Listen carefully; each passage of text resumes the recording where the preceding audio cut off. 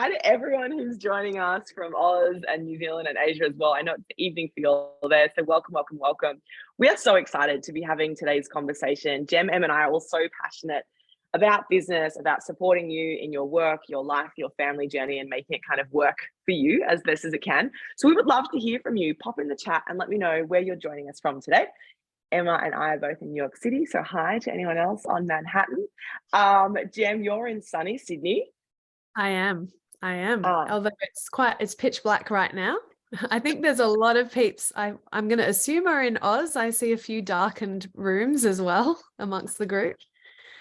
And shout out to any Queenslanders. I'm a very proud Queenslander. So hello to, who did I just see? Nicole in Brisbane. Hello to you. That's where I studied at university. And also just want to acknowledge, the land that we're meeting on today, and to acknowledge the elders past, present and emerging. I'm joining you from the Lenape people's land today. So welcome to everyone. Hi from Dubai, UK. Oh my gosh, geez, we've got a real United Nations crew here today. This is going to be awesome. Oh my gosh, Copenhagen, Denmark. Very, very cool. Very, very cool. So it's not as early for those of you in Europe. It's actually a very civilized time for our European friends. So good morning, good afternoon, good evening, wherever you are. This is an open conversation for you. This is really an opportunity to just have a chat. So if you want to leave your video on, that's awesome, because it helps us to feel like we're actually at a barbecue with you, actually meeting you IRL. If you have furry friends or kids who want to join us, this will be a PG conversation. So they are very, very welcome. And we may or may not have children interrupt at some point as well. So that'll be fun. So let's watch this space. But let's kick off the conversation. Emma, let me throw to you to start with. Do you want to give us the cliff notes on you, your career story, and how you ended up today? If you want to just summarize that for us in like 20 seconds. Elevator pitch and go. Yeah, so I'm Emma Kate. I live in Melbourne. I'm not always in Manhattan. I'm just currently on a holiday over here. I have a product-based business, so I make stationery, and we have an online store, and we stock wholesale around the world. And we also have a beautiful little boutique in Paran, Melbourne, which we just love. And I'm about 8 years into doing this business now. We've got a beautiful women-led team, and I just really love what I'm doing. But I think my backstory is studying graphic design at uni, and I did the very typical Aussie thing of going over to London for a couple of years, and had no intentions to return at all. And then unfortunately, I found myself on a one-way ticket back to Australia when my life kind of just, the floor fell out from underneath me. Within about 24 hours, I was meant to get sponsored with my job, and that kind of fell apart. And I guess it was just the perfect storm ultimately for allowing me to start a business. That's what I used as my fuel at the time. So I hope that's a bit more than 20 seconds, but I'm sure we can talk more about the history. That's amazing. That's amazing. And I bet some people can relate to that story. And what's interesting was you said that it's been 8 years. I think I'm 7 years into my journey. And Gem, you're about the same, right? I'm 7 years, yeah. And so it's funny, isn't it, when you reflect on, I think the three of us are in a stage in our business where we're really loving it. There's a lot of momentum, things are going really well, we're growing. But it takes time, right? So Gem, I'm excited to dive into that a little further. But before we do that, do you want to give us the backstory on your super interesting career journey as well to date? Okay, so I refer to myself as a multi-hyphen creative.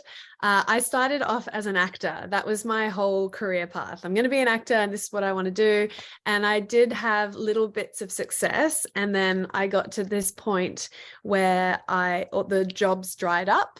And I thought, holy shit, I've invested my whole life into this career journey, and it's not going the way I want to anymore. And I realized very quickly that I was at the mercy of casting directors, everyone else jumping through hoops, being like, pick me. And then very quickly I went, actually, if I worked on something that was mine, I don't have to ask to be picked. I can just give myself permission to put my work out there.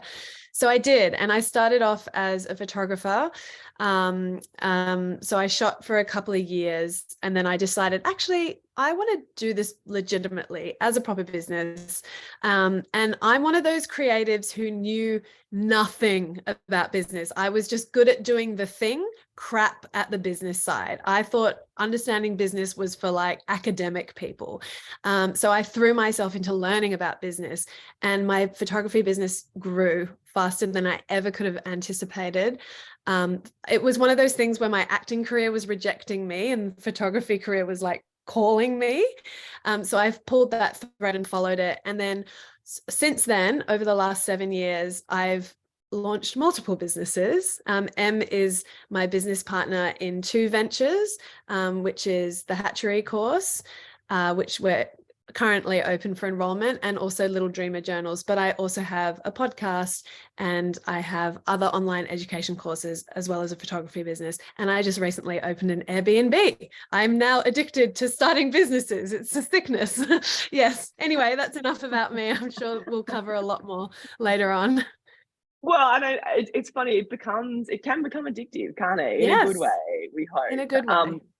One of the things that you said that stuck with me, Gem, that I want to sort of put to the community today is you said that you gave yourself permission to get started, to give it a crack. And I just want to hold space for that. If anyone on the call today feels like they need to give themselves permission, if you'd like to tell us in the chat, what's one word that sums up what you need to give yourself permission for? Because, you know, a lot of our life, we're socialized and conditioned to think that you should do a trade or go to university or study or whatever, and you should get a 9 to 5 and you should work hard and get your retirement fund, and that's just the way it is, you know. And so when you decide to step out of that, like the 3 of us have, it can be a little lonely, and often people don't understand what you're doing, and they think you're a little wild for sort of doing that. And so it's conversations and spaces like this that I think are really important, to have those conversations and to spark ideas and to spark thought bubbles in your head for ideas and for opportunities. So let us know in the chat if there's something that you've been waiting for someone to give you permission for. Because I think, and Emma, I don't know if you found this as well, and when you were starting your business, was there a moment where someone gave you permission, or where you decided, I'm actually going to jump off the cliff and give myself permission? Like what was that tipping point for you? I think for me, it was coming back to Adelaide, my hometown at the time after London, and I really didn't have a plan B. I had just really worked so hard for 2 years on this one dream of getting my sponsorship, staying on with this trajectory that I was living, and then suddenly the floor just fell out beneath me, and I literally had no plan B. But what I did have is my creativity and my graphic design, which that was my world, and I just thought, how can I harness this and use it for myself in a way that, again, similar with Gem, that I just didn't want to be at the mercy of someone else's control and not being able to steer the ship. I think in terms of other people's opinions or and that kind of level of things, it was a very humiliating experience to kind of move back home with mum and dad after renovating a house with my partner in London and feeling like I was, you know, on paper a success. I had a dream job. I was traveling everywhere all the time. Everything looked great, and then suddenly it fell apart. And it was a very humbling experience to just really, I guess for me it was that, well, I've already hit rock bottom. May as well just give it a go, and I can only fail again. And I wonder, Emma, Yeah. can you relate to that, Jen? Oh yeah, I was just going to say what Em was saying about failure was just really interesting, because I noticed in the chat people have said sort of permission to fail, or that acceptance of failure, and I think it's a really big thing to touch on. I just wanted to add to that really quickly that learning to fail, I know this is going to sound really cheesy and cliched or whatever, but failure is the best feedback. Like if you can reframe failure as feedback, it just propels you forwards. And I think you can flex the failure muscle, where the more you do it, the less it wears or erodes your confidence. The more you kind of go, okay, that didn't work, next, and you get better at it. But you have to be willing to fail to take that next step to getting it right, if you know what I mean. 100%. And so let's talk about that. I want to talk about like little things that we can do to flex that failure muscle. To use the example, I always talk about this when it comes to negotiation or confidence. It's the same thing. It's a muscle. And someone just sent me a DM. For those of you who don't know, my name is Meggie Palmer, and I'm the founder of a company called Peptalkher. So we're on a mission to close the gender pay gap. I spent 15 years as a journalist in Australia and in London for the BBC World. So I was in London for a couple of years too. And at one point in my journey, I found out I was paid a heap less than the male journalists who I reported alongside. And so I decided, instead of just complaining and whinging about it, I was gonna take action and do something. So we launched an app that you can access. We have a course to support professional women, and then we also work in-house with Fortune 500 companies to support their leadership diversity. But before I got here, I had a media training company when I was a journalist. I had like a side hustle. And so some people don't want to leave their 9 to 5, by the way, or their shift work job, whatever that looks like for you. And I just want to also acknowledge that that's totally fine. If entrepreneur life in the full-time space isn't for you, that's 100% fine. But one thing that I love to encourage people, and I'd love to hear what this step was for you, Gem and Em, is to sort of start like a baby step. So rather than like throwing in the towel and like leaving your stable job with all the benefits, maybe could you start to Airbnb your property when you're away, or could you, I don't know, start tutoring, offer to tutor kids at school after school hours, or similar to Gem, like just start offering your services as a photographer, like just a baby step. And someone in the chat said that they did a course recently and they were told to start failing forward. So I wonder, what was that first step for you? Because it might motivate some folks who are here today for that first step. And Gem, you mentioned you and I have both got full-time Airbnb properties as well as our other businesses. I remember when I lived in Bondi, we had a spare room and we were like so poor that we used to like rent out the spare room on Airbnb just to try and like make extra money on the side. Yeah. But it teaches you, doesn't it? It kind of teaches you to figure it out and put in place boundaries and automate stuff and have structures. And it's funny how all of those pieces of the puzzle, on reflection, you're like, oh, that actually taught me that, which taught me that, which met that person, which led to here. So I love how it all sort of adds up, you know? Yeah. So when I was living in LA, I had my studio apartment, and every time I left, I would Airbnb it. Like, I'm a hustler from way back. I was like, all right, I need to like make some money. I was like a very poor actor, basically close to couch surfing. But I think in terms of having a secure job and then making that leap, I 100% agree with you, Meggie. Like, Em and I teach in the Hatchery course, like, we don't encourage people to, Em always says this, leap and the universe will catch you. Like, we just don't believe in that. We're big believers in doing it step by step and being guided by, as your business grows, you'll naturally feel pulled to spend more time on that. But we do have a bit of a formula around funneling your salary. Like, if you do have a full-time job and you're like, I want a side hustle, I want a cushion to catch me in case I get made redundant, for example, or I do want to explore my passions and see if I can turn them into a full-time hustle. We've had lots of students who have funneled away like 20% of their income to work on their startup, on their side hustle.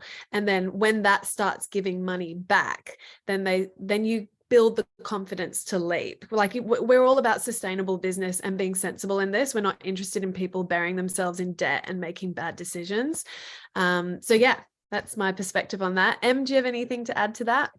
Yeah, I was going to share the story of one of our previous hatchlings, Vanessa, who did exactly that, and that's just become such a mantra for just having an example sometimes of someone who's done it and how they've done it is just so powerful. And she was an architect full time and just saved 20% of her income for 6 months over that period, and then was able to by living on 80% of her income, she was able to then step down to 4 days a week rather than 5, and just gradually drop the day. And I just think that's a perfect example of the practicality of how you can do it. And yeah, in terms of the side hustle and that side of things, I was actually making greeting cards since I was 14. When I was in year 10 at high school, I had 14 stockists in Adelaide. Sometimes I look back and think, how did I have the guts to go up to a store and show these designs? And that was my job. That was my first job. I also worked at a cafe, but yeah, I think sometimes you just look back and you see that all along it made sense. There's this trust the thread, and then there's a really, for my life anyway, as it turns out, I've really not changed that much. I've just always been into paper. I love that you mentioned that you were a hustler since you were 14. And my sister is a very successful restaurateur and cafe owner in Queensland and northern New South Wales. For anyone who's heard of Paddock Bakery, Bam Bam, Cubby Bakehouse, those are her businesses. And she was not dissimilar to you as a young teenager. We'd all be like, I don't know, partying with our friends or whatever. And she was like at the Burleigh market selling silver that she'd imported from China. I don't even know how she had an email address. Like, I don't even know how she did that. But it's so cool to like think how those skills back then inform the success that you've both had today. But one thing, someone's asked me in the chat, like, what if you feel like you've missed the boat? What if you didn't do that when you were 14? What if you feel like you're in your 30s, 40s, 50s, 60s, 70s here today? Like, do you ever think there's such a point as it's too late? Like my piece of advice and I'm going to put the link into the chat, is listen to anything from Jane Fonda. She is just like so motivational. And there's a podcast I listened to recently, which I'll link in the chat, where she just like will give you all the motivation you need. But I want to know from you, Gemma, like, what do you think to people? What would you say to folks who feel like, oh, maybe it's too late, or, you know? Oh my gosh, it is never too late. I have to talk about plan A again. I remember my mum saying to me, I think you need a plan B. And I was like, I don't need a plan B, because if I have a plan B, I will fall back on it. And that means I'm not pursuing my plan A. How wrong I was. You can pivot. Like, I completely pivoted my career in my late 20s. And look, I'm sure some of you here are in your 30s or perhaps your 40s, but I don't feel done with my business evolution journey. It's going to keep changing. I don't know what direction it's going to go, and I feel really comfortable with that because it's practiced in me. In terms of motivation and procrastination, I think that I was a self-confessed procrastinator. Like, I was that person who would go, I've got all these grand ideas, and I'm gonna sit at my laptop and it's all just magically gonna happen. And I was a big talker of my ideas. Oh, I've got this idea. I want to start this. I want to start that. I want, and then very quickly I was like, oh no, I've been talking about my idea for like a year and I haven't brought it to fruition. I need to really sit my butt down and do the work, connect the dots and get this happening. Otherwise, so I actually muted myself. I told myself, I'm not going to give permission to myself to talk about this until it's a thing in the real world, and then I can sing out about it proudly.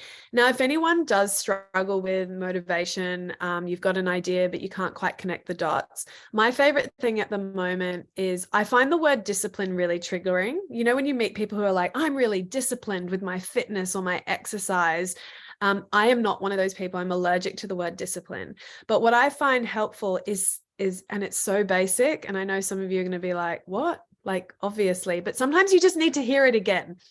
Like, if it's not in the calendar, if you haven't time blocked it, it's never going to happen. It's in the same way when you meet up with an old friend by chance and you go, hey, we should catch up. Yeah, let's do that. If there isn't a date in the calendar, it's not going to happen. And the same goes with showing up to work. And the thing about, if you want to pivot to working for yourself, you don't have a boss to answer to. You have to answer to yourself. So that is something that you have to become. It's almost becomes a non-negotiable with yourself. I'm not going to use the word discipline. I'm going to use the word non-negotiable, where you bank in those hours and you have to sit down and show up, even if you do a little bit, even if it's sending out those 2 emails or booking in that coffee date with that mentor who you wanted to ask advice for. It's got to be in the calendar. I've talked a lot. I'm going to shut up now. No, but it's so true. I mean, if it's not in the calendar or in your planner that you've purchased from Emma Kate, like, is it even real? You know what I mean? It's like, I'm the same. And the other thing that I love, little life hack, Gem, I don't know if you do this too, Emma, it's a little harder in the IRL planners, but in my calendar, I do the old recurring meeting. I love a recurring meeting with certain clients or with myself, or like, either every day, every week, every quarter.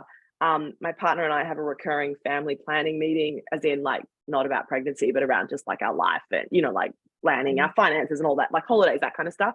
in our calendar, because it's like otherwise we'll just keep watching Ted Lasso and we'll never have those like deeper conversations. So I love that. And I want to hear, Emma, from you about your tactics around that too. And just by the way, for anyone who struggles with procrastination, and thank you, Gemma, for speaking about your tips, pop a hands up emoji in the chat and let us know, because we're going to talk more about that. And also imposter syndrome. I'm getting a couple of questions through on that.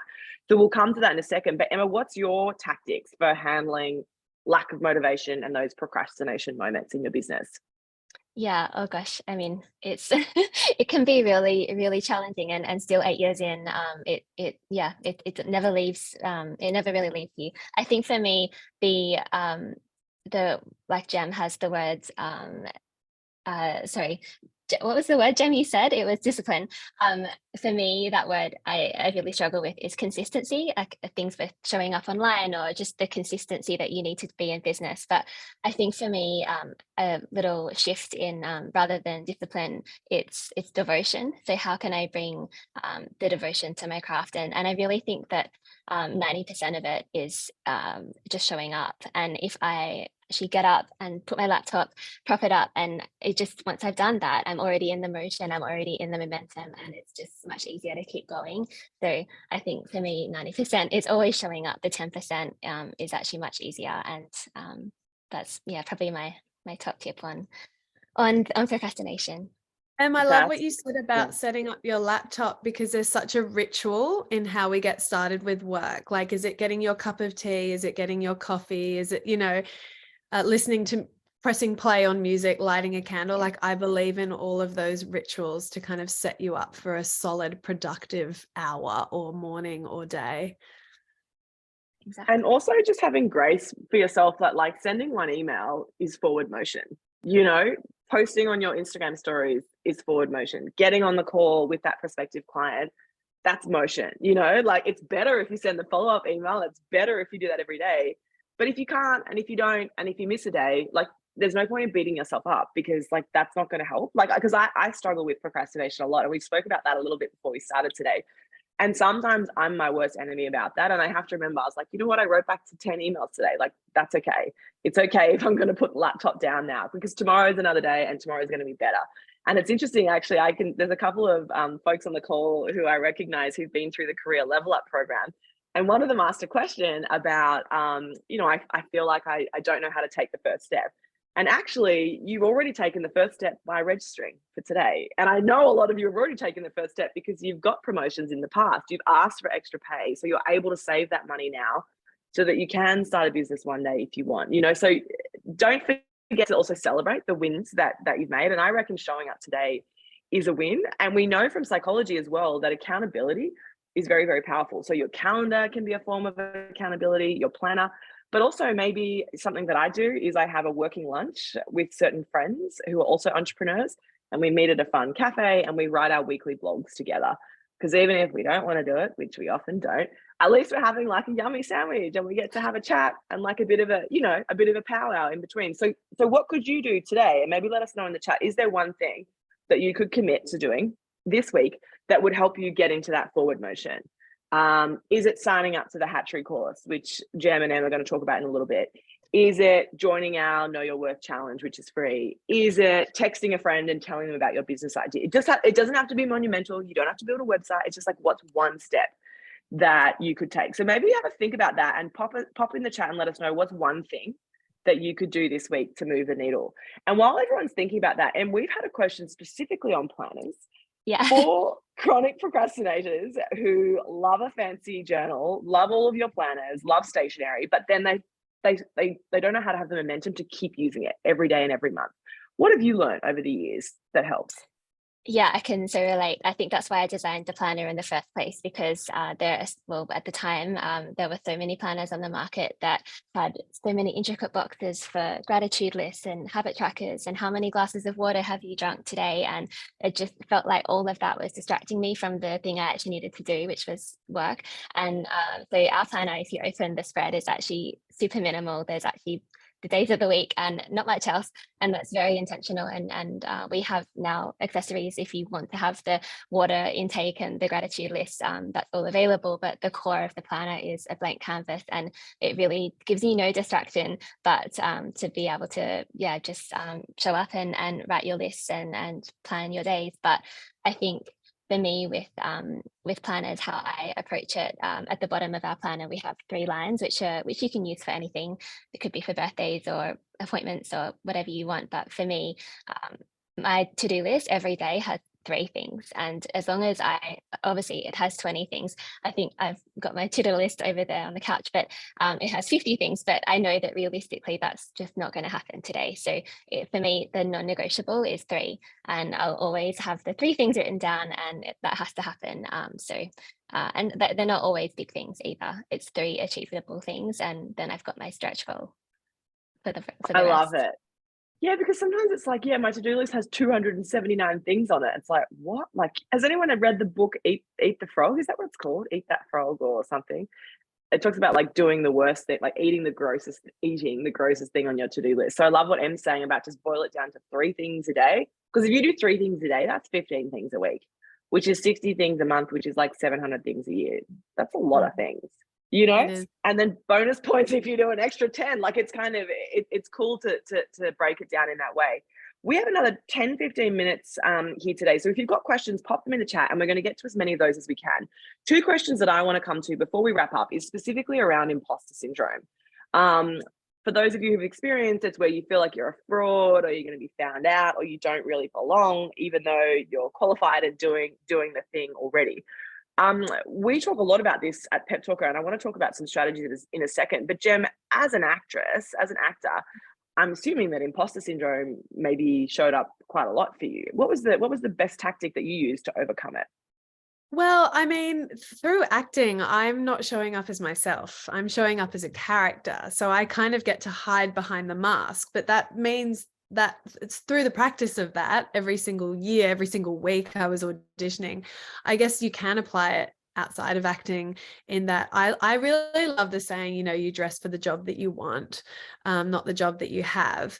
And I'm a big believer in that fake it till you make it mentality. I know some people don't love it, but I actually think every single person does this in life. We do it socially. We do it with family members that we don't like, that weird uncle at Christmas who you have to sit and talk to that you don't want to. We actually do that. But if we sort of switch it to business and work and trying to really have belief in yourself that you are worthy of being there, I guarantee you every single person in the room is feeling exactly the same. Like, no one, very few people in the world have that crazy confidence where they're like, oh yeah, I've got this, I own this. I mean, to this day, even with all the confidence that I've built up over the years, I still suffer from imposter syndrome. I'm working on a different podcast at the moment as a guest co-host, and I'm working in a completely different recording studio. It's alien and foreign for me. And I had major imposter syndrome. I was like, wow, this is a professional setup. But that whole be like a duck, cool, calm, collect on the surface, paddling like mad underneath. And then you kind of surprise yourself that you get through it. And my other favorite tip is that to remind yourself, or another saying I love, I suppose, is that the thinking about it is always harder than the doing of it. And I think we spend a lot of time worrying about, oh my gosh, it's like, what could go wrong? But I always try and think, well, what could go right? What if I nail this interview? What if I show up and people do welcome me with open arms? What if it does lead to another opportunity? And start thinking about what could go right rather than what could go wrong. Yeah, that mindset shift. And we know from psychologists that, Jen, that's really important, because our brain actually can't delineate between the thoughts that we're having that are true and real and what's happening in the moment, and the thoughts that we're creating to make ourselves feel better. So when you can shift your mindset away from that fear mentality and towards more the positive outcome that you're looking for, they've done a heap of studies that show that actually has a huge impact. So the next time that you're feeling like an imposter, when you find that sort of sick feeling creeping up, or you start to blush or feel sick or nervous, reframe that to think like, what could this outcome look like, to Gem's point, if this was a success, if this podcast rated and was downloaded millions of times, if this client really loved the proposal, if they had no issue with the price that I've put on my product, if they actually really wanted to pay me that to serve them and to help them, what would that outcome look like? And all of a sudden your reticular activating system will focus on that, instead of getting into that negative spiral, which is actually a big reason why we worked with the behavioral psychologist to build the Peptalkher app, because the app helps you focus on your career wins. So when you're having a bad day, when you get negative feedback, the idea is, instead of like having a massive negative spiral, you're like, okay, let's focus on the success I did have at work this week. What's the positive feedback I have received from clients? Can I screenshot that and add that to the app? So it's sort of like a period tracker, except instead of being for your cycle, it tracks your wins at work. And we know that from the nudge theory, the more you focus on the positives, the more that actually becomes your reality and becomes the outcome that you're looking for. And Gemma and I are both more in the services business, although Gemma's just launched an amazing product range.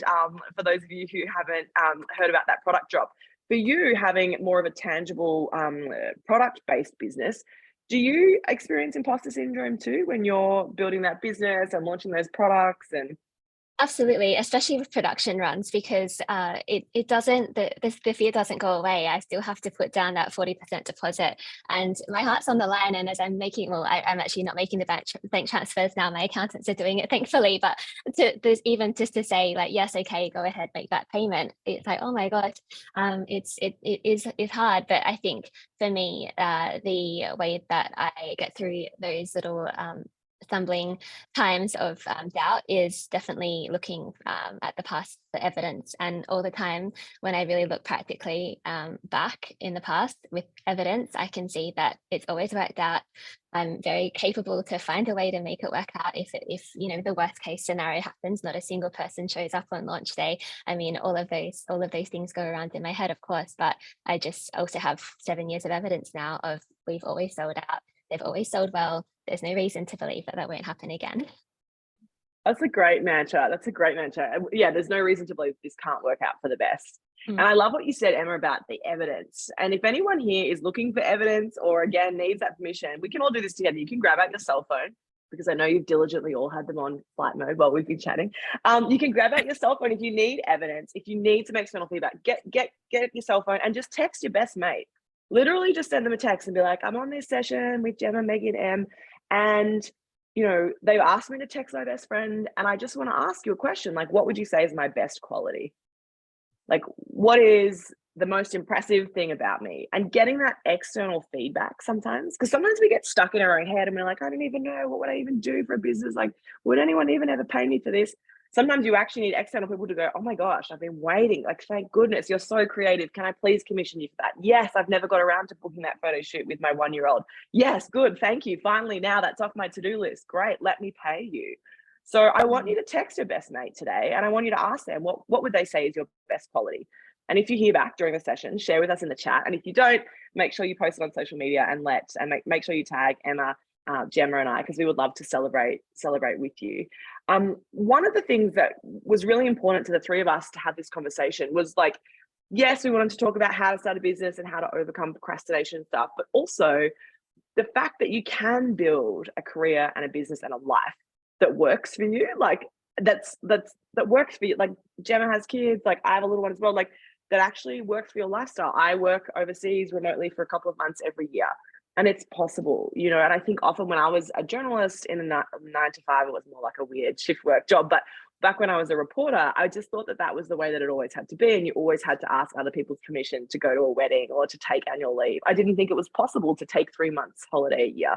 I didn't think it was possible to like be a mum and have support and have a thriving business. But now after the 7 years, I can see that is possible, and it's not easy to get there, but it's for me definitely worth it.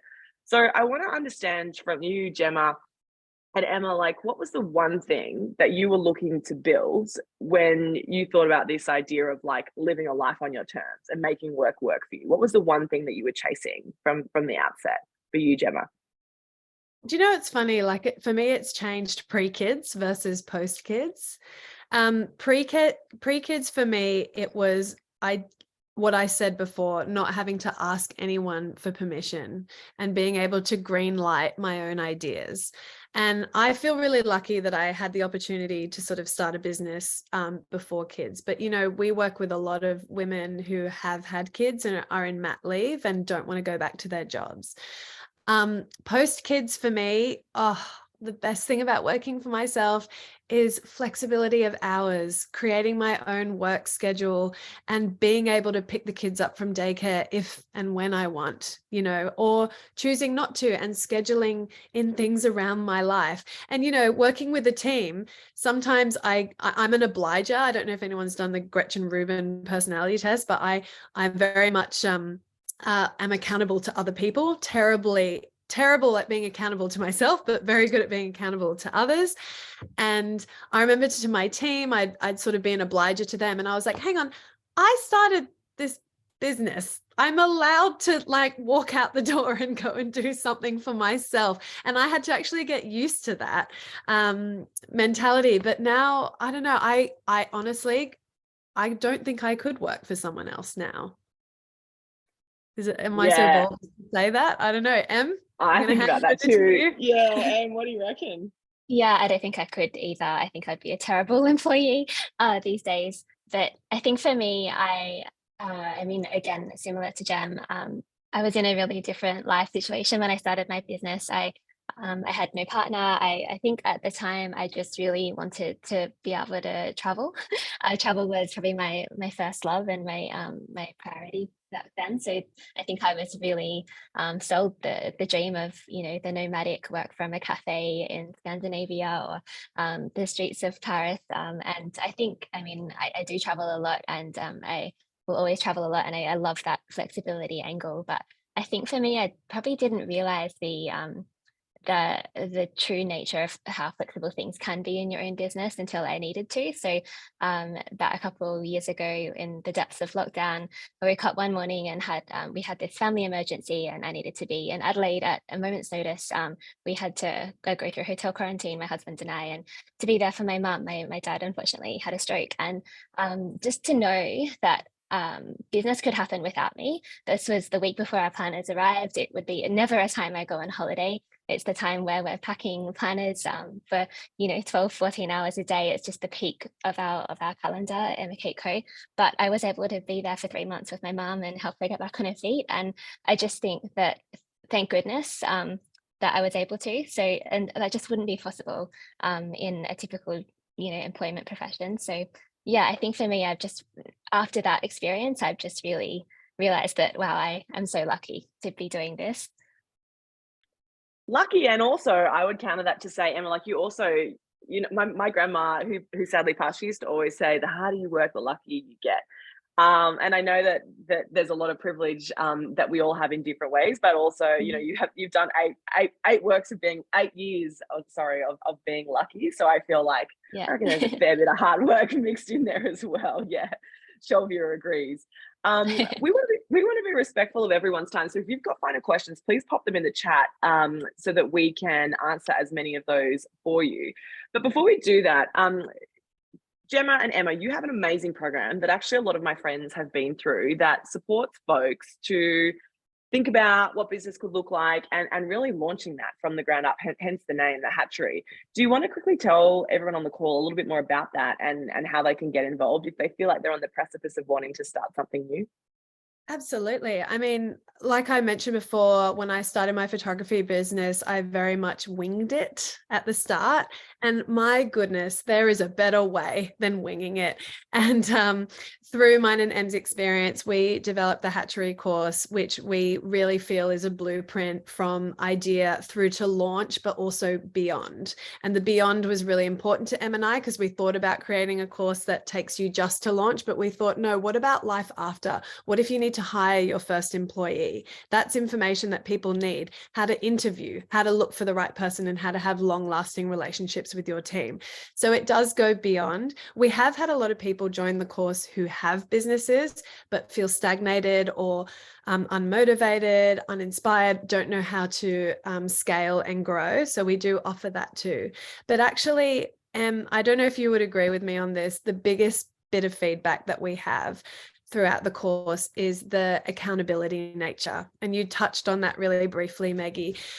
We have a hatchery journal, and this is what makes our course super unique. It was designed by Em, and Em and I created all the prompts inside, but it is a business journal that works in tandem with an online course, which I know you get like printouts, but this is really beautiful. I'm totally biased, but it's everyone's favorite thing. And the Facebook community, the support is out of this world with our hatchery students. We do meetups, and people have worked together, supported each other. I don't know, it's such a cool space, but I do think it's basically the course that I wish was available to me back when I first started my business. Em, anything you'd like to add to that? That's exactly what I was going to say, Gem. Create the thing you once wish existed, and that's what we 100% did. And yeah, I think the hatchery came about so organically. I think we were both getting asked a lot about how did you do that thing, and I need advice about this thing, and it was just so common in our inboxes and in our DMs. And I just said to Gem that I just really think there's something here where and I think Gem and I just have just, I guess I feel like we're quite approachable. we're not scary. We're not that girl boss, mentality. Like we're just full of heart, but we also have 8 years each, or almost 16 collective years of business experience. And if we can shortcut your journey with everything that we have learned along the way and continue to learn, I think that's also a really distinguishing point of our course, that we're business owners first and educators second. So that is quite unique about the hatchery. And also, if I could quickly add in, what's really unique about the hatchery as well is that you cover manufacturing and trade shows, and you bring all the product business know-how and knowledge, and I bring all the service-based business know-how. And I think that's really cool to have exposure to both, because even students who join our course have this idea that they want to do a service-based business. They suddenly go, I'm getting to learn about manufacturing and trade shows as well. Maybe I could have a product arm to my business. And we think that's really cool to have this holistic 360-degree approach to business. Like, where are the opportunities, that you can cultivate for yourself?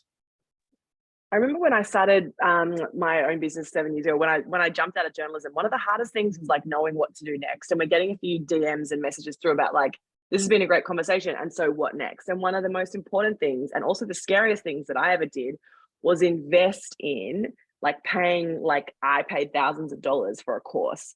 So I've done accelerators, I've done virtual courses, I've paid a coach an outrageous amount of money. You wouldn't even want to know. I think in the end, by the time I'd worked with her for more than 18 months, I think it was almost 6 figures. Like, it was disgusting how much money I paid to work with her, which was scary and made me feel sick. And my partner was like, what? When I was telling him, but for me, this was after several years, it was worth it because it was a shortcut to success. And I know that if I hadn't spent that money, my revenue would be hundreds of thousands of dollars less now today. And so often you get to points in your business and you're like, I actually need to pay to do a course. I actually need to pay for accountability. I need to pay to find community who are at the same point as I am. And that's what I love about the hatchery, is that it's a shortcut to that success. You'll probably figure it out on your own. I know you're all super capable, but it might just take 2 or 3 years. Whereas in the course, maybe you'll be able to do it in 3 to 6 months or in 9 months. Do you know what I mean? And what would that extra time and that extra revenue actually mean for you, for your family, and for your ability to reinvest in your business? So it's helpful as well to sort of reframe what it means to invest in yourself and your business. I'm not saying you need to go into crazy credit card debt or anything like that, but I would encourage you all to think about, at some point in your business journey, it does make sense to invest, whether that's in a one-on-one coach, a group coaching program, a bookkeeper who you pay $200 a month to buy yourself hours of time back, whatever that looks like. When the time is right, don't be too afraid to take that leap to invest, because it really does help you exponentially grow. But it's scary, or it was for me. Did you both have an investment that you had to make where you were scared? It's so scary. Hiring my first person was the most terrifying thing ever, but it was the best thing. It accelerated my business so much, like, honestly. And she still works with me 7 years later. She's just gone on maternity leave. And we have such a strong working relationship, and she's like my OG girl.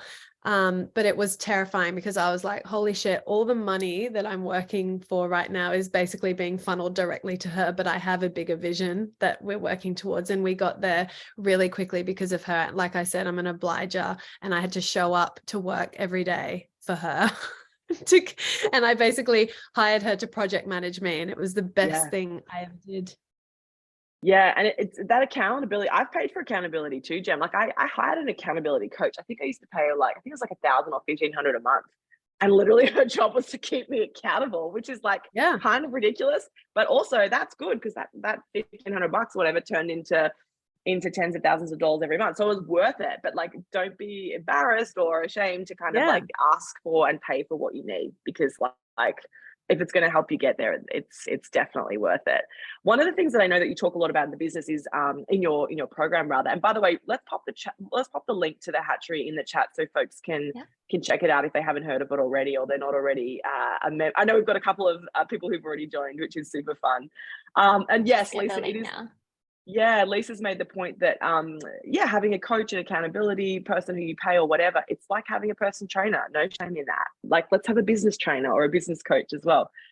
One of the things that I know that Gemma and Emma, you're both really passionate about is not necessarily leaping without that safety net. And so having that savings in place is really important, because then it allows you to take more risks in your business and to feel safer doing that, and for your family to feel safer that you're potentially making this transition. And what we do at Peptalkher is really focused around helping you get paid more ASAP. But like, I want you to get paid more and I want you to get promoted faster, because you can do cool stuff with that money. You can put it aside so that you can afford to do the hatchery. You can put it aside so that you can afford to do the side hustle full time in 6 months, 12 months, 3 years, whatever. So if anyone's looking to like get a pay bump or, start to earn more money or get comfortable talking about money, that's a real challenge that we could spend days talking about too. We run, I do a live coaching, Know Your Worth challenge twice a year. And the next one's starting in about a month, and it's totally free. So I'll pop that link in the chat if anyone wants to join. If anyone's trying to change their mindset around money and your value, it's just peptalkher.com/challenge. It's totally free. And the purpose around that is to help you find and to save and negotiate an extra $5,000, because that's like a great amount of cash that you can put towards that next business step. So if anyone needs support around that, check that out. The link to the hatchery, is that in the chat? I can't see it, Anne, or have I missed it? Oh, there it is. There it is. Yeah. Scroll back up if you've missed it. Yeah, the hatcherycourse.com. Check that out. Emma, Gemma, and I are all on social media as well. And please don't be strangers. Say hi. And in fact, why don't we all take a little selfie? Because I'm getting some messages through from people saying they've had texts from their best mate saying amazing things. I love this. Yeah, they're nurturing. Someone sent me a DM to say that she gets shit done. Maybe she should be an accountability coach. Maybe you should. Jenna has a point here about how Gem's photography course has really helped support her passion and really changed her life, which is so exciting. And we love hearing these stories. We want to hear more of them. So if you're already one of those stories, if you're going to be one of those stories, let's take a photo of all of us. Pop your video on if you're able to. Let's take a little boomerang or selfie of today, because this is the first step. This is the first step for you in that next journey of like creating that life that you want to love, that you love. Finding that balance that you're looking for, making your first $100, your first $1,000. We're here for it. We want you all to have 6-figure, 7-figure businesses, and we want to support you on that journey. So let's take a little photo. Everyone say hi. And we can put it on our socials, tag all of us, tag your best mate. And hi to Shelvia, who's got a +1 joining her. Very cool. Welcome to you. Nice to see you there. Really fun. We have just had such a great time speaking to you all. We've got dozens of people from around the world joining us. We had, I think, 300 or 400 people sign up. So we're going to be shooting out the recording as well. So if there's stuff that you want to go back and re-listen to, we'll be sending that out in the next 24 hours. Camille, there is no need to apologize that you are in your pajamas. We are here for it, and we love a comfy PJ life. And when you have your own business, you can be in your PJs 24/7. Emma, maybe that's your next business, like a pajama range. I don't know. Yeah, exclusively in New York hotel rooms. Yeah. Before we wrap up, is there any quick final pieces of advice that you have on the call for people today? Gemma, let's start with you, and then we'll come to Em. Oh, final pieces of advice. I would say just really asking yourself, if you're looking for change, what is the change that you're looking for? Is it to be able to contribute financially to your family? Is it to get that flexibility and freedom of time? Is it to pour your energy and time into your own dream rather than someone else's dream? Once you get crystal clear on that, then let that be the motivator to encourage you to take that first step. And start before you're ready. Like, I know this is a saying that goes around, but it just rings so true. You're not going to have all the answers. If you suffer from perfectionism like me, like, I'm right there with you, but you've just got to connect those steps. And in a lot of the things that Meggie talked about, what Em talked about your top 3, not like looking back as well, not just forwards, but looking back to see, I got those 3 things done today. Tick, tick, tick. Just keeping a positive mindset is really important. And, Meggie, I love your challenge, your free challenge on knowing your worth. I think it's so important. You can do that for yourself, get into a positive mindset, finding that self-starter energy, playing that role of like, yeah, I can be a business owner. I can work for myself. I can create a life on my terms, how I want it to look, feel. You're allowed to dream. I think sometimes now, I'm 37 years old, like, full permission to dream like you're 10 years old again. We're not too old, and it's never too late to start. That's Never. I love it. I love it. So good. Thanks, Gemma. How about you, Em? Your final words of wisdom? Yeah, it's funny, the same theme came to me as Jem said about change. I think there's a lot of conversations we've been having in DMs about, I think I want to join, but I'm scared. Like, I'm scared. I have fear of change. What the unknown will be like. And I think more than the fear of change is, like, isn't there maybe a greater fear that you're feeling? Like, how will you feel if nothing changes? Because you definitely want the change. I think that that is already identified, but sometimes there's a greater fear of, what if it doesn't, what if in 6 months I'm still here, what if in a year, what if I started today, and then in a year I'll look back and go, thank goodness I did. So yeah, start before you're ready, as Jem said, but it's time to make the change. And to your point, Emma, like, what's the worst that happens? Like, if you make the change and something happens, do you know what? You can go back to your day job. You can find another day. Like, I know. I like what Jem said about, you don't want to have that plan B as the fallback. But again, if we play out the worst case scenario, like, I don't know if any of us are surgeons, but for most of us, our businesses are not like life or death. It's not life or death. I'm excited for you to get a $30,000 pay raise, a $50,000 pay raise. But if you don't, like, the world's not going to end. And like, if Emma sells 3,000 planners versus 300, the world doesn't stop spinning. Do you know what I mean? So don't catastrophize it too much. I think sometimes we can overthink these things. I read something recently. I'm not going to tell you who it's from because he's a bit of a bro, which I don't kind of love, but it was a good piece of advice, which was that actually not starting your business means that you're not serving people who really need to be served by you. Like, you all have a gift that's different from mine, that's different from Emma's and Gemma's. We're all so different, and that's the best thing about it, and actually your zone of genius needs to be out there in the world because you can help people, and that's so exciting. Whatever that is, if it's a product, a service, whatever that looks like for you, people need what you have, and it needs to be out in the world. And if you hold it back, that's not serving anyone. You're just putting out your own light. And like, we need that light in the world, especially now. The world needs more amazing lights that you all have. I can see that. So please share it, and please let us know on social media. Our links are in the chat. Please share with us as well. We want to follow along with your journey. We want to see you in the Hatchery. We want to see you in the free Know Your Worth challenge, and we want to support your journey. So don't be strangers. We're so grateful that you were able to join us today. Please keep in touch, and we are very excited to continue the conversation. Thanks so much for joining us, y'all. Thanks, everyone. Thank you. Bye.